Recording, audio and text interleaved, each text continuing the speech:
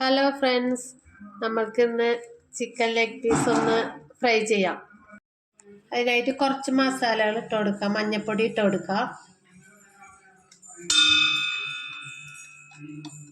ഗരം മസാലപ്പൊടി, മുളക് പൊടി, ഉപ്പും കൂടി ഇട്ടിട്ട് നന്നായിട്ട് മിക്സ് ചെയ്യാം. ഇത് നന്നായിട്ട് ഒന്ന് മിക്സ് ചെയ്യാം. നന്നായി തിരുമ്പി വെച്ചിട്ടുണ്ട്. ഇനി കുറച്ച് നേരം പ്രസ് ചെയ്യട്ടെ. ലെഗ് പീസ് ഫ്രൈ ചെയ്യാനായിട്ട് ഒന്ന് പുഴുങ്ങിയെടുക്കാം. ഇതൊന്ന് പുഴുങ്ങിയെടുക്കാം.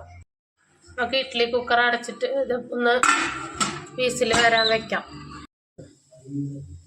കുക്കർ ഓഫ് ചെയ്തിട്ടുണ്ട് കേട്ടോ. നമുക്ക് നോക്കാം. ചിക്കനൊക്കെ വെന്ത് വന്നിട്ടുണ്ടെന്ന് തോന്നണേ. ഇനി ഫ്രൈ ചെയ്യുമ്പോൾ ബാക്കി വെന്തോളും. ഫ്രൈ ചെയ്യാനായിട്ട് എണ്ണ ഒഴിച്ചു കൊടുക്കാം കേട്ടോ.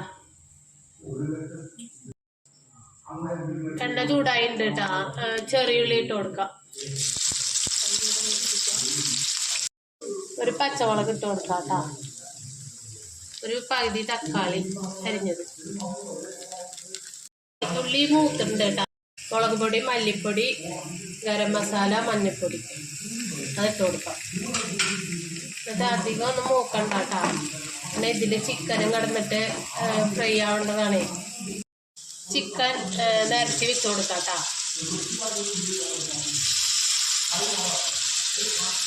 ചിക്കൻ നല്ല സോഫ്റ്റ് ആയിട്ട് വെന്തു. ഓരോന്നോരോന്ന് നിരത്തി കൊടുക്കാം.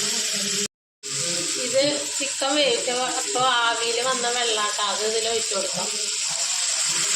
ഉപ്പ് ചിക്കനിൽ ഇട്ടിട്ടുള്ളതാണ്, പക്ഷെ ആ ഉള്ളിയിൽ ഉണ്ടാവില്ലേ. അപ്പോൾ കുറച്ചിട്ടിട്ടൊന്ന് നന്നായി ഇളക്കാം. ചിക്കനൊന്ന് മറിച്ചിട്ട് കൊടുക്കാം കേട്ടോ. മസാലയൊക്കെ ഉള്ളിലേക്ക് പിടിക്കും. പതുക്കെ ഇളക്കാനേ പറ്റുള്ളൂ, ഉടഞ്ഞു പോകും ചിക്കൻ.